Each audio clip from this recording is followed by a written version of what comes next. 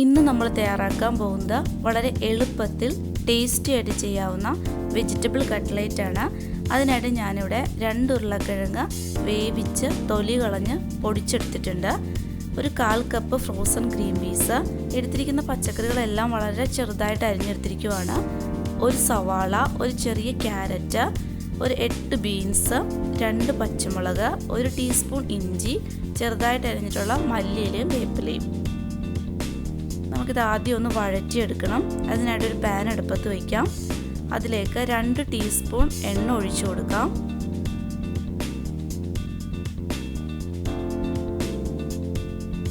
എണ്ണ നന്നായി ചൂടായതിനു ശേഷം അതിലേക്ക് അരിഞ്ഞു വെച്ചിട്ടുള്ള ഇഞ്ചിയും പച്ചമുളകും കറിവേപ്പിലയും ഇട്ട് മൂപ്പിച്ചെടുക്കാം.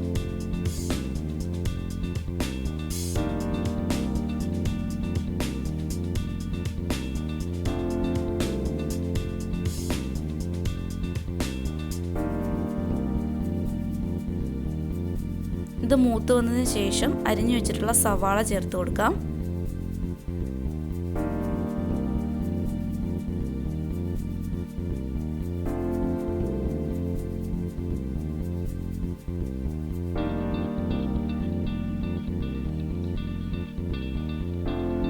ഇപ്പോൾ സവാള നന്നായിട്ട് മൂത്ത് വന്നിട്ടുണ്ട്. അതിലേക്ക് ക്യാരറ്റും ബീൻസും ആവശ്യത്തിന് ഉപ്പും കൂടെ ചേർത്ത് ഒന്ന് വേവിച്ചെടുക്കാം.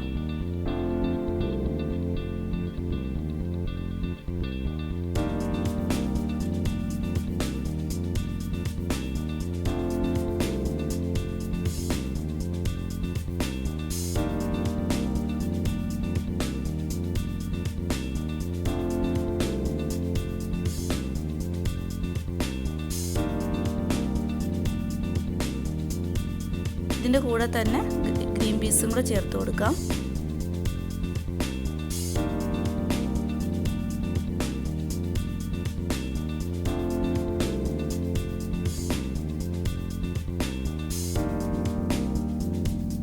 ഈ പച്ചക്കറികളെല്ലാം നന്നായിട്ട് വെന്ത് വന്നതിന് ശേഷം അതിലേക്ക് 1/4 ടീസ്പൂൺ മഞ്ഞൾപ്പൊടിയും 1/2 ടീസ്പൂൺ ഗരം മസാലയും കൂടെ ചേർത്ത് നന്നായിട്ടൊന്ന് മൂപ്പിച്ചെടുക്കാം.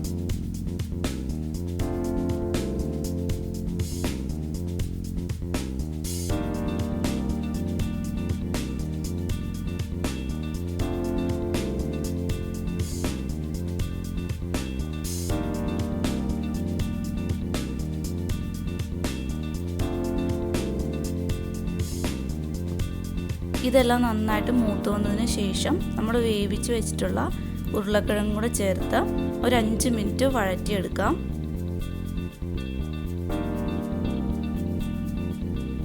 ഞാൻ ഉരുളക്കിഴങ്ങ് വേവിച്ചപ്പോൾ ഉപ്പ് ചേർത്തിട്ടില്ലായിരുന്നു. അതുകൊണ്ട് ഈ കിഴങ്ങിലേക്ക് ആവശ്യത്തിനുള്ള ഉപ്പും കൂടെ ചേർത്ത് കൊടുക്കാം.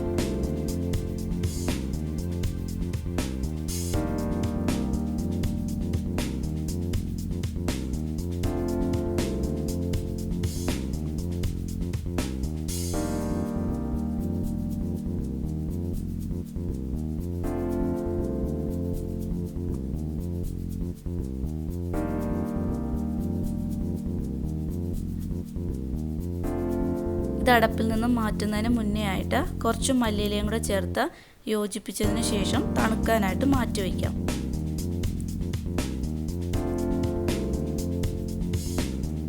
ഇങ്ങനെ കുഴച്ച് നോക്കുമ്പോഴത്തേനും കയ്യിൽ ഒട്ടുന്നതായിട്ട് തോന്നുവാണെങ്കിൽ 2 ബ്രെഡും കൂടെ പൊടിച്ച് ചേർത്താൽ മതി. എന്തെങ്കിലും വെള്ളത്തിൻ്റെ അംശം ഉണ്ടെങ്കിൽ ബ്രെഡ് അത് വലിച്ചെടുത്തോളും.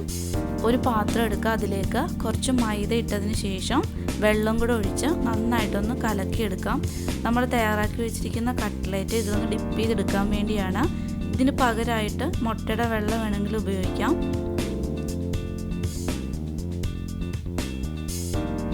കുറച്ച് ലൂസായിട്ട് തന്നെ കലക്കിയെടുക്കണം.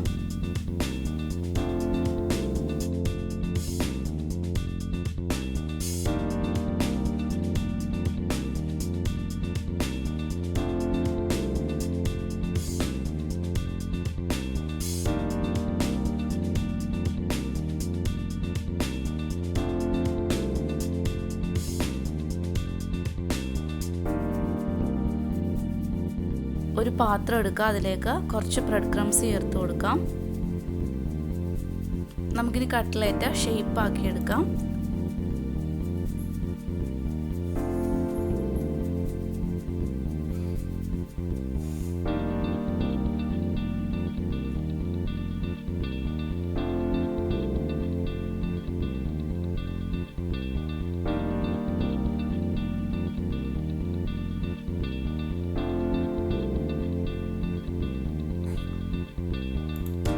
നമ്മൾ തയ്യാറാക്കി വെച്ചിരിക്കുന്ന ഓരോ കട്ട്ലേറ്റും എടുക്കുക. ആദ്യം നമ്മൾ കലക്കി വെച്ചിരിക്കുന്ന മൈദയിൽ ഡിപ്പ് ചെയ്തെടുത്തതിന് ശേഷം ബ്രെഡ് ക്രംസിൽ കോട്ട് ചെയ്തെടുക്കുക.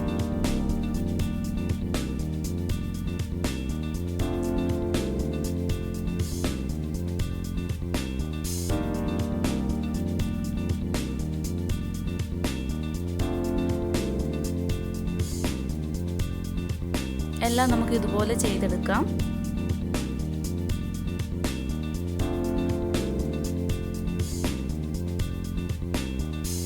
ഇനി നമുക്ക് കട്ട്ലേറ്റ് ഫ്രൈ ചെയ്തെടുക്കാം. അതിനായിട്ട് ഒരു പാൻ അടുപ്പത്ത് വയ്ക്കുക. അതിലേക്ക് കുറച്ച് ഓയിൽ ഒഴിച്ചു കൊടുക്കാം. ഞാനിവിടെ ഷാലോ ഫ്രൈ ആണ് ചെയ്യുന്നത്, അതുകൊണ്ട് വളരെ കുറച്ച് ഓയിൽ മാത്രമേ ഒഴിച്ചിട്ടുള്ളൂ. നിങ്ങൾക്ക് വേണമെങ്കിൽ ഡീപ് ഫ്രൈ ചെയ്തെടുക്കാം. എണ്ണ ചൂടായതിനു ശേഷം അതിലേക്ക് കട്ട്ലേറ്റ് വെച്ചിട്ട് നമുക്ക് രണ്ട് വശവും നന്നായിട്ടൊന്ന് ഫ്രൈ ചെയ്തെടുക്കാം.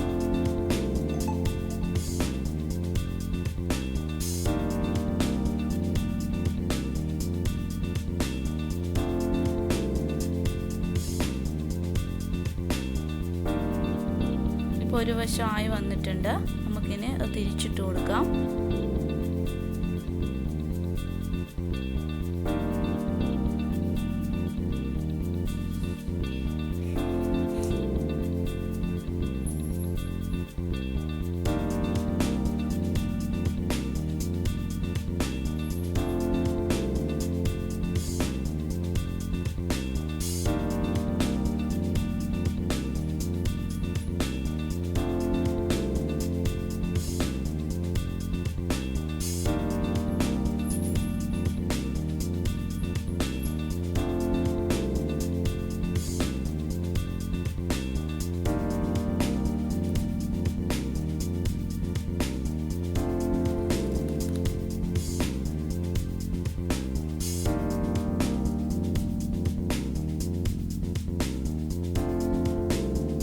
നമ്മുടെ കട്ട്ലേറ്റ് റെഡിയായി വന്നിട്ടുണ്ട്.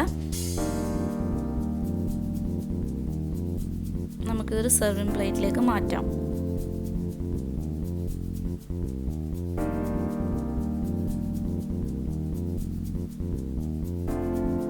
എല്ലാവരും ട്രൈ ചെയ്ത് നോക്കണം. വീഡിയോ ഇഷ്ടമായിട്ടുണ്ടെങ്കിൽ ഷെയർ ചെയ്യാനും സബ്സ്ക്രൈബ് ചെയ്യാനും ലൈക്ക് ചെയ്യാനും കമൻറ്റ് ചെയ്യാനും മറക്കരുത്.